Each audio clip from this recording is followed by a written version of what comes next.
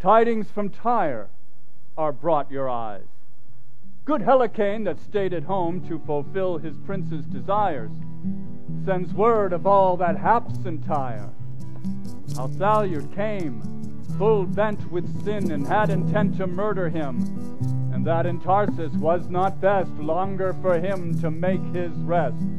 He, doing so, put forth to seas, where, when men been, there's seldom ease. For now the wind begins to blow, thunder above and deeps below makes such unquiet that the ship should house him safe is wrecked and split. He, good prince, having all lost, by waves from coast to coast is tossed. Nothing escaped but himself, till fortune, tired of doing bad, threw him ashore to give him glad. And here he is. What shall be next? Pardon, old Gower, this longs the text.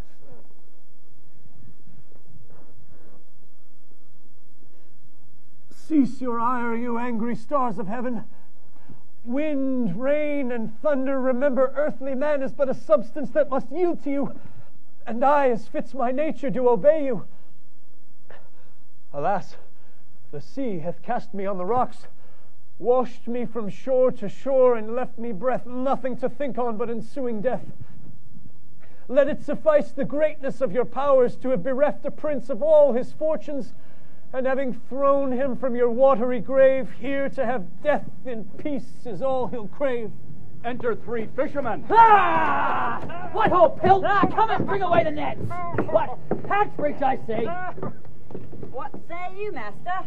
Look how thou stirrest. Come away, or I'll fetch thee with a plague. I am thinking of the poor men who were cast away before us, even now. Alas, poor souls, it grieved my heart to hear what pitiful cries they made for us to help them, when well a day we could scarce help ourselves. Nay, master, said not I as much when I saw the porpoise, how he tumbled and he bounced? Oh, master, I marvel how the fishes live in the sea. Why, as men do on land. The great ones eat up the little ones. I can compare our rich miser to nothing so fitly as a whale. He plays and tumbles, driving the poor fry before him until at last devours them all at a mouthful, never leave gaping till he's swallowed the whole parish church, steeple bells and all. A pretty moral. If good King Simonides were of my mind, Simonides? he would purge the land of all the drones that do rob the vase of her honey. How from the finny subject of the sea these fishers tell the infirmities of men. Peace be at your labor, honest fisherman. Honest, good fellow. Oh, what's that? May see the sea hath cast upon your coast. What a drunken knave was the sea to cast thee in our way. A man whom both the waters and the wind in that vast tennis court have made the ball for them to play upon, entreats you, pity him. He asks of you that never used to beg.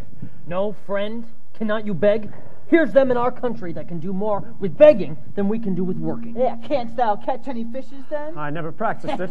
Nay, then thou wilt starve, sure. For here's nothing to be got nowadays unless thou canst fish for it. What I have been, I have forgot to know. But what I am, want teaches me to think on. A man thronged up with cold, my veins are chill, and have no more of life than may suffice to give my tongue that heat to ask your help. Which if you shall refuse when I am dead, for that I am a man, pray see me buried. Die, quoth they. Now, God's forbid. I have a gown for you. Come, put it on, keep thee warm. Now, afore me, a handsome feller. Come, thou shalt go home, and we'll have flesh for holidays and fish for fasting days, and moreover, puddings and flapjacks, and thou shalt be welcome. I thank you, sir. Oh, not all, my friend, not all. But, master, I'll go draw up the net. Hark you, sir. Do you know where you are? Not well. Well, then I'll tell you. This is Pentopolis, and our king, the good Simonides. Oh, the good King Simonides, do you call him? Aye, sir, and he deserves so to be called for his peaceable reign and good government. He is a happy king since he gains from his subjects the name of good by his government. How far is his court distant from this shore? Marry, sir, half a day's journey. Oh, and I'll tell you, he hath a fair daughter, and tomorrow is her birthday, and there are princes and knights come from all parts of the world to joust and tourney for her love. Were my fortunes equal to my desires, I could wish to make one there. Well, sir, things must be as they may, and what a man cannot get, he must lawfully deal for. Help, master, help! Here's a fish. It hangs in the net like a poor man's right in the law. It'll hardly come out. Thoughts on it. Look, 'tis come at last. Hey. And 'tis turned to a rusty armor. An armor? Friends, I pray you, let me see it. Thanks, fortune, yet that after all my crosses thou givest me somewhat to repair myself. And though it was mine own part of my heritage which my dead father did bequeath to me, I thank thee for it. My shipwreck now's no ill, since I have here my father's gift in his will. What means you, sir? Guide me to your sovereign's court, where with it I may appear a gentleman. And if that ever my low fortune's better, I'll pay your bounties. Till then rest your debtor. Why? Wilt thou tourney for the lady? I'll show the virtue I have borne in arms. Do we take it, and the gods give thee good on it? Aye, but hark you, my friend. 'Twas we that made up that garment through the rough seams of the waters. I hope, sir, that if you thrive, you'll remember from whence you had it. Believed I will. By your furtherance I am clothed in steel. Only, my friend, I yet am unprovided a pair of bases. Oh, we shall provide. Thou shalt have my best gown to make thee a pair, and thou bring thee to court myself. Then honor be but a goal to my will. This day I'll rise, or else add ill to ill.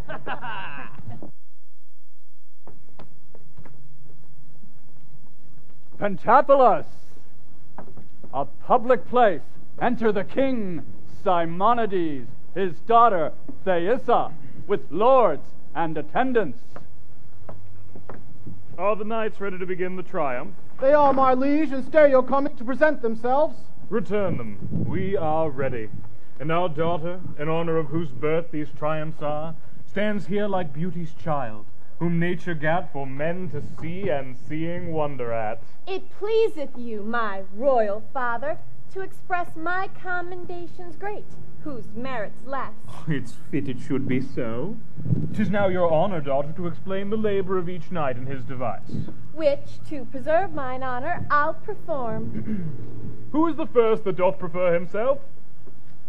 A knight of Sparta, my renowned father, and the device he bears upon his shield, a burning torch turned upside down. He loves you well that holds his life of you. Who is the second that presents himself? A prince of Macedon, my royal father, and the device he bears upon his shield is an armed knight that's conquered by a lady. And what's the third? The third of Antioch, and his device a wreath of chivalry. And what's the fourth and last knight himself, with such a graceful courtesy delivered? He seems to be a stranger, but his present is a withered branch that's only green at top. A pretty moral. From the dejected state wherein he is, he hopes by you his fortunes yet may flourish. He had need mean better than his outward show, for by his rusty outside, he appears to have practiced more the whipstock than the lance. He well may be a stranger, for he comes to an honored triumph, strangely furnished. And on set purpose, left his armor out to rust, until this day to scour it in the dust. Opinion is but a fool that makes a scan the outward habit by the inward man. But stay, the knights are coming, and we will withdraw into the gallery.